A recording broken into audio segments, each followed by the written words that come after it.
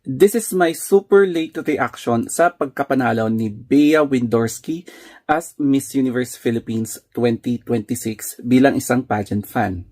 As for my reaction, na hindi nagkamali talaga ang Miss Universe Philippines for choosing Bea as our representative for Miss Universe 2026 kasi gaganapin ito sa Puerto Rico and she is the best prototype na ipapadala ng Pilipinas kasi yung tindig niya, the height, yung kanyang eloquence, yung experience, tapos yung pasarela. Kumbaga, total package talaga siya na gustong-gusto ng panlasa ng mga Latina.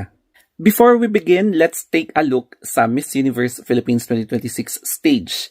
Napakaganda, amazing, tapos kung hindi ako nagkakamali, yung concept na yan ay inihalin tulad doon sa City Hall ng Bacolod City, kung hindi ako nagkakamali, pati yung exterior, yung park niya.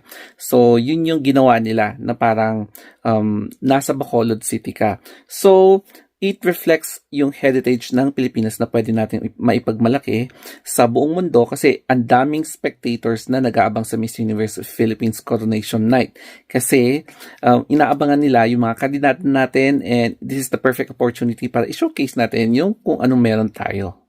And eto naman yung kanyang winning answer. So the question is, many Filipinos are getting frustrated with the country.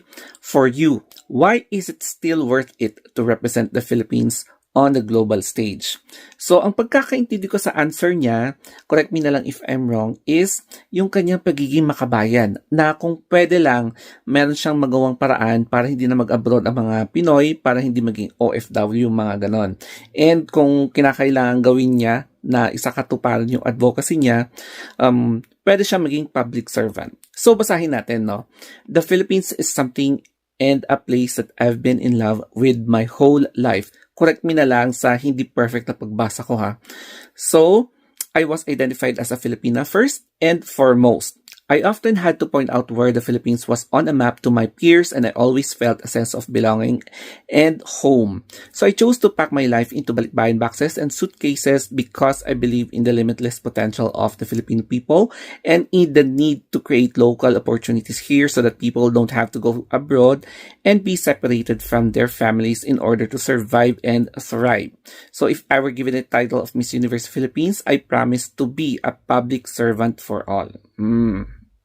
Here comes the exciting part, yung kanyang swimsuit. So basing from my observation or reaction, nagustuhan ko yung pagdadala niya sa swimsuit. Kasi kung i-compare mo sa